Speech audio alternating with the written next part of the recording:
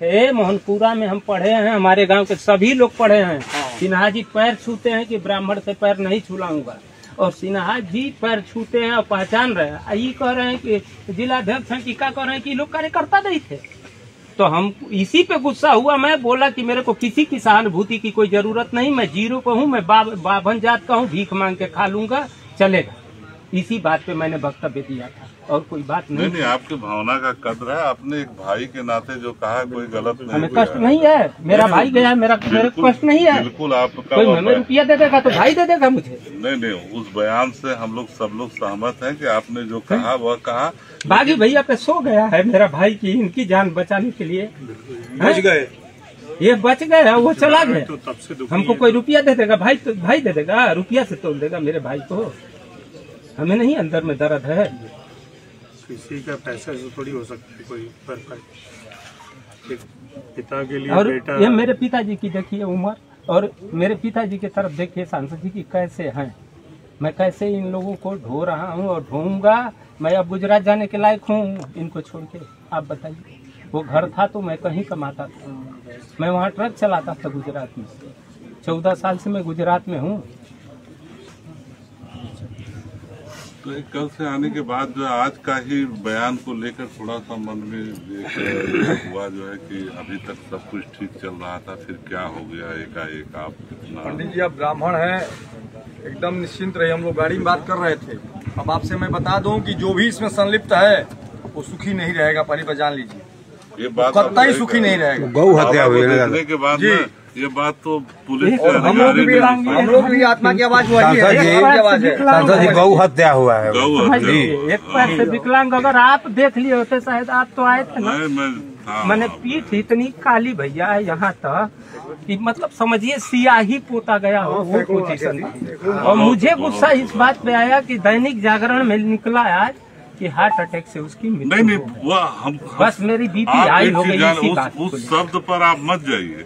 मौत का कारण जो है हो सकता है नीरज जी अच्छी तरह जानते हो। कोई आदमी कुछ तो होता होगा ना, तभी तो मरता होगा। मान लीजिए ब्रेन हेमरेज ही हो जाता। वह दैनिक जागरण ने लिखा है सर का चोट है।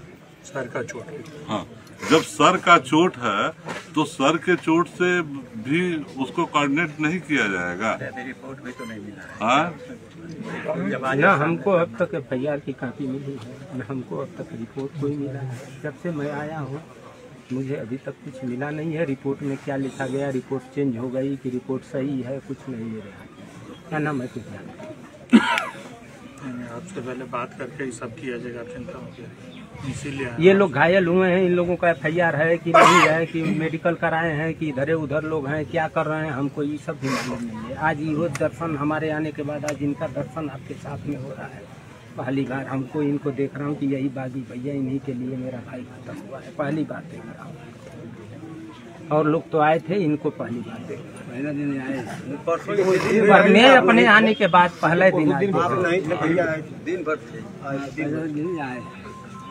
तो शुरू से हर संघर्ष में रहते हैं। विज्ञान संयोग की बात है, लेकिन कोई ऐसा नहीं है क्षेत्र में संघर्ष में जाके न रहा। अब संयोग घटना था, उन लोगों का कुकृत्य है। मारा जाता है लेकिन ऐसे नहीं मारा जाता है। सियाही जैसा एकदम लग रहा था कि फेसबुक पे मैं अहमदाबाद जब देखा, मैं वहाँ से रोते हुए कंपनी से जब अपना निकला तो सब लोग कहे बाबा 1 महीना तो हुआ था आपको आए हुए, क्या हो गया? तो बताया भाई मेरा एक्सपायर हो गया। एक झोला पागल की तरह, एक झोला इसमें टांग के, न बैग न कुछ, वैसे एक जोड़ी कपड़ा और लेके मैं निकल गया एयरपोर्ट। अभी 1 महीना हुआ था लेके गए। आपका परिवार यहीं रहता है जी? यहाँ मैं जीवन में कभी परिवार नहीं ले गया सांसद जी।